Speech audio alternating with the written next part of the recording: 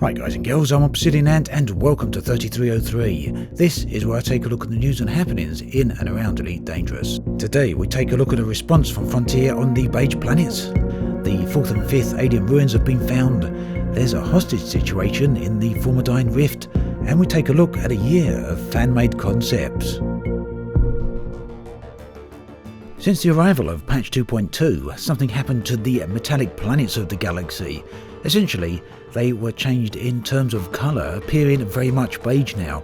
Now, I've mentioned this before in a number of other videos, and it's not gone unnoticed amongst the exploration community. A lot of people have noticed this, and many of them are fairly disappointed because what's happened is the variation in colours has essentially been dramatically reduced to the point that they now contain a singular brownish beige colour.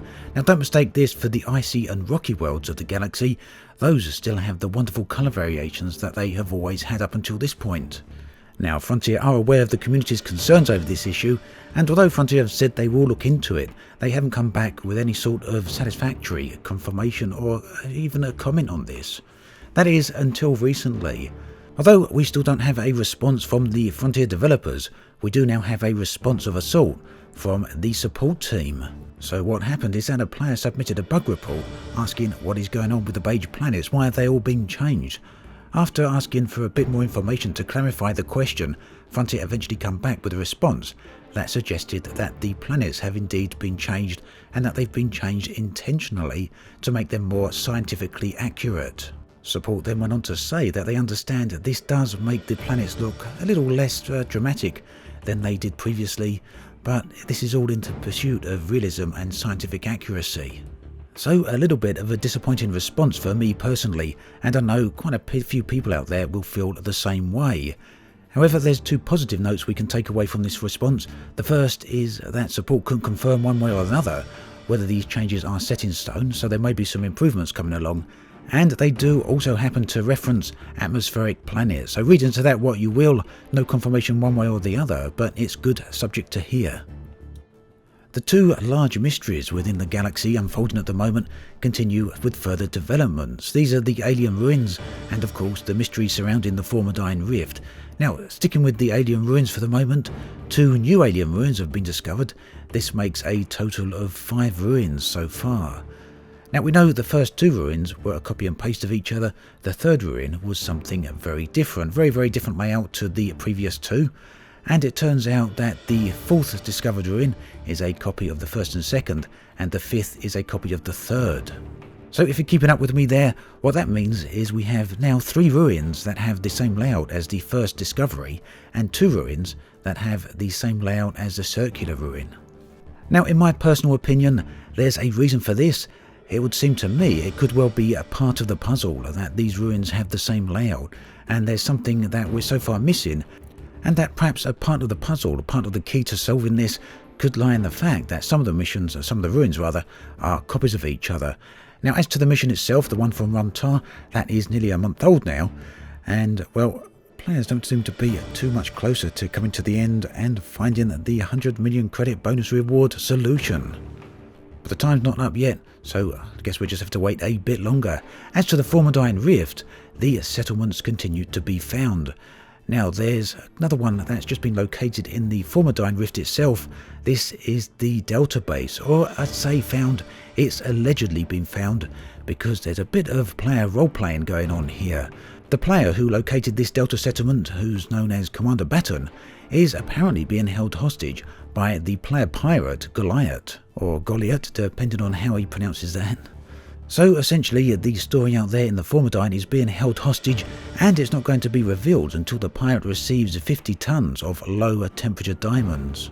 An interesting development there, and I'm actually very keen to get out to the Delta site and read what it's all about. These sites are very difficult to locate, as are the old alien ruins, and without any in-game tools, we're reliant on a brute force approach.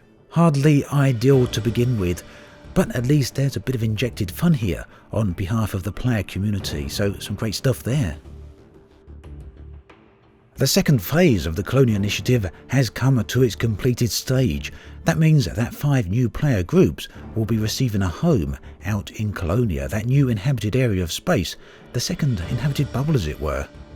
Now, in order to get a home out there in Colonia, these player groups had to essentially compete with each other in a community goal. What they had to do was deliver as many galactic travel guides as possible to Jacques Station, so they had to go all the way from the inhabited bubble out there to Colonia, a distance of 22,000 light years. You can see the 5 winners here on the screen in green, and below are the 4 runners-up.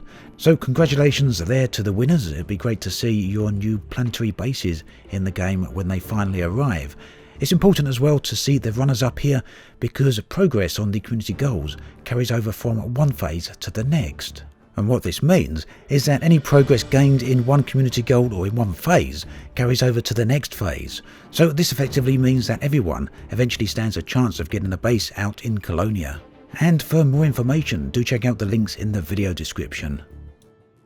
Over the past year or so, Redditor Tuco has created a vast number of concepts for gameplay for Elite Dangerous, and he's now put all these concepts together into a single album. You can see them in the link below, and there you'll find a huge range of concepts for the game. Now these are all fan-made concepts.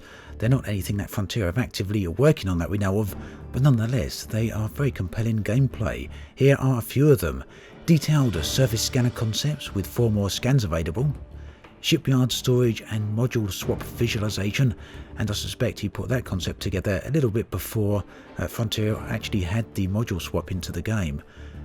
We got community heat map and home systems, security system contracts visualization with needle gun tagging and career idea, SUV space utility vehicle concept with stripped down SRV and outpost jobs, gamer marker concept for racing, chasing and sector gameplay. That sounds very nice indeed. In fact, a lot of people often organise races both around the galaxy as well as down on planetary surfaces, so a little bit of help from Frontier implementing some type of gameplay that would assist in this would go a long way and be a great addition. And finally, there's ground-based developments, home system integration and income from supporting our local stations and outposts. So essentially all of these do what they are aimed at is strengthening the foundation of Elite. So if anyone there at Frontier is listening, it might be a good idea to check out some of these concepts, and who knows, maybe even invite Tuco for a trip to the Frontier offices. A lot of great concepts there then, so do be sure to check out the link below and have a look at them for yourselves. That then brings us to an end of this episode of 3303. As always, thanks for watching, and I'll catch you guys and girls next time.